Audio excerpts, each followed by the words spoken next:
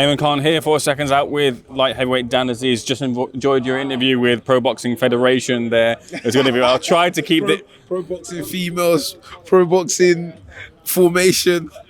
All of that. I'll try to keep the questions a bit fresh. So, Dan, I want to start off, first of all, look, you had the fight with Joshua Buatsi. You had the war in the ring, but then both of you enjoyed the spoils of war in a form of sharing food with each other. I thought that was really nice. Can you talk me through, having that time with him and what you kind of shared with him outside the ring?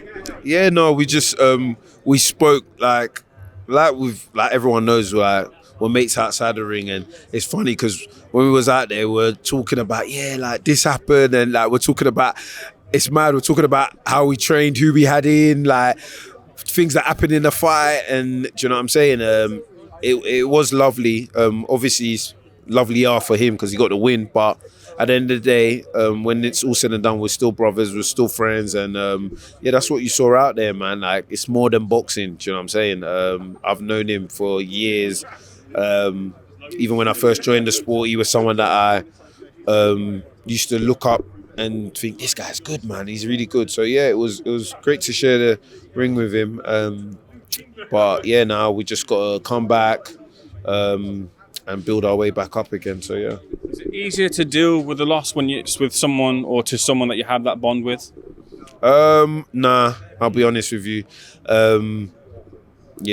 Losing, it's not that you can't, I can't explain it. Losing is never easy to take, but it is what it is, man. You gotta be gracious in victory. What do they say? Gracious in victory and humble in defeat. Do you know what I'm saying? So I gotta, just like when I'm winning, I just gotta take it like a man as well when I lose. So it's just that I lost to someone that obviously I know, and I got love for and whatnot. But yeah, this doesn't make it any easier. With that said, you've gained a lot of credibility in your rise to that position, and also in that fight with Joshua Buatsi. Where do you want to go to next, with fans wanting to see your next move when, wind back a few years, no one really had that spotlight on you? Yeah, no, I just want to stay in that, top end of the rankings. I want to fight credible people. I want to be in exciting fights. I want to be in fights that, people don't know, 50% is going one way, 50% is going another. That's what makes the sport, man. And I think we've lost that a bit. People always, they want to keep their O's. Yeah, obviously everyone keeps their O, but they're depriving the fans and, people from real fights. And that's what keeps the fans, keeps them in boxing. And you see people are going to the Misfits and UFC, because in UFC, the best fight to fight, goddamn, the best fight the best. Do you know what I mean? And that's why everyone likes UFC. And I think we need to bring that back in boxing. Do you know what I mean? So as long as I'm fighting someone that's up there with me, I'm happy.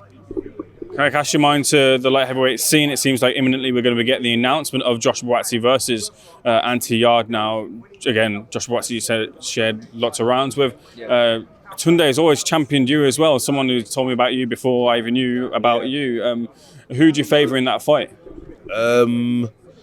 They're both going to have their successes, man. They're both good at certain things, and you would say, early, you would give it to maybe Yarde. He's more of the puncher, and down the stretch, you would give it to Buatsi. So I don't know. So whoever, is more successful in their game plan, whichever person shows up and is more dominant in what they're doing, that's the person who's going to win. I know both of them. I sparred Yarde as well. Strong, quick. Obviously done loads of rounds with Buatsi. It was a great fight, man. As much as I'm a participant of the sport, I'm also a big fan. So I look forward to that fight, and I can't wait for it as well. John asked your opinion on Beterbiev versus Bivol. I think we've got that from you before, but I want to know, when you were in that camp with Beterbiev and Bivol, and you're looking over and you see Beterbiev spinning those big, I don't know what you call them, those big weights on one hand and then doing it with the other and then doing all sorts of crazy training. Did you ever try your hand at that and realize how hard that was? I'll be honest, before I even went and saw it, went and did a camp with him, I'd seen it on social media. So I thought, let me try it. And when I first did, this was years back, I was like, my gosh, but I actually started getting good at it. But that's not what used to make me think, bloody hell. It's when I was out there and then just before he's about to spar, he starts hitting the bag and they're big, heavy leather rival bags. And they're like, he's like, whoosh, whoosh, and you're hearing like the fuzz and you're like, oh, that's what I'm going in with. Cool, like, do you know what I mean? So, yeah, or when I always say, yeah, when I first ever went out there and I got picked up by one of the sparring partners and he was a cruiserweight, big guy. And I remember he turned around and he was black-eyed, bust lip, nose, everything. And I was thinking, please don't say you've been sparring half a lot because I can't go back home looking like this.